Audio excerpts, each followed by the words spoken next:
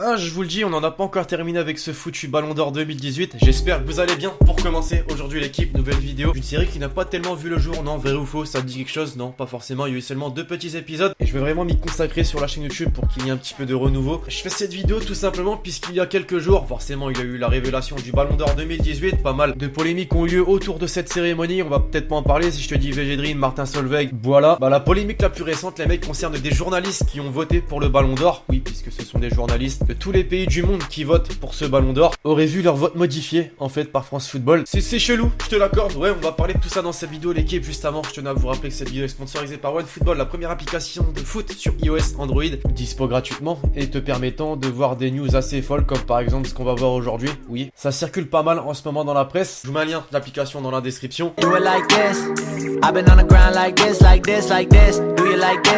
Si la victoire d'un Français champion du monde aurait été espérée la semaine dernière, malheureusement, je veux dire ça, on est français, c'est Modric qui a remporté ce prix, mettant fin aussi à la décennie Cristiano Ronaldo, Lionel Messi. C'est quand même assez dingue quand on y pense, et insultant, je me répète, pour Iniesta, Xavi, d'autres milieux de terrain qui auraient mérité également cette distinction. Sur 180 journalistes votants du monde entier, c'est 79 votes qui ont permis aux joueurs croates de remporter le Ballon d'Or. Des votes qui sont aujourd'hui, on peut dire, à controverse, polémique. Pour commencer, on se dirige en Afrique de l'Est, plus particulièrement du côté des Comores, avec un journaliste comorien qui était censé représenter, je dis bien censé, le vote de son pays pour le Ballon d'Or. Son vote était d'ailleurs celui-ci, Kylian Mbappé en première position, suivi de Modric, Cristiano Ronaldo, Eden Hazard, Mohamed Salah. Et alors, quel est le souci? Bah c'est simple, le média Al Balad Comores, dans lequel travaille ce soi-disant Abdou Bouana, n'existerait plus depuis 6 ans. On a donc un vote qui sort comme ça de nulle part, de je ne sais où. C'est donc France Football qui aurait fait ce vote par eux-mêmes. Alors bien sûr, ça n'aurait pas changé grand chose au classement, mais ça reste chelou cette histoire. Vous croyez que c'est terminé? Non, pas du tout. Cette fois-ci, on se dirige dans un pays des Caraïbes, plus particulièrement la Trinité et Tobago. Là encore, histoire plutôt troublante, puisque Lassana Liburd, journaliste trinidadien, s'est étonné lorsqu'il a découvert son vote. D'après France Football, il aurait placé Griezmann en premier devant Salah, Ronaldo, Modric et Messi. Sauf que la douille, c'est que lui-même sur son compte Twitter a dévoilé que son vote n'était pas en réalité celui-ci. Mon joueur de la FIFA de la sélection de l'année aurait dû être comptabilisé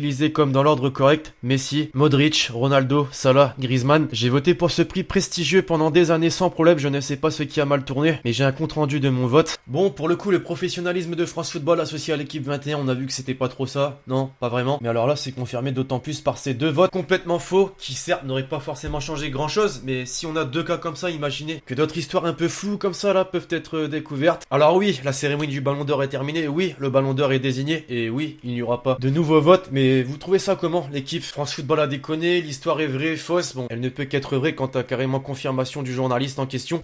Mais voilà, je compte sur vous pour me donner votre avis en commentaire, l'équipe. Je compte sur vous si vous avez kiffé la vidéo pour lâcher le petit pouce bleu. Proposez-moi en commentaire des idées de concepts pour poursuivre la série, des sujets en particulier récents. D'ici là, je vous donne rendez-vous très prochainement sur la chaîne YouTube pour de nouvelles vidéos. C'était Alex. Ciao ciao.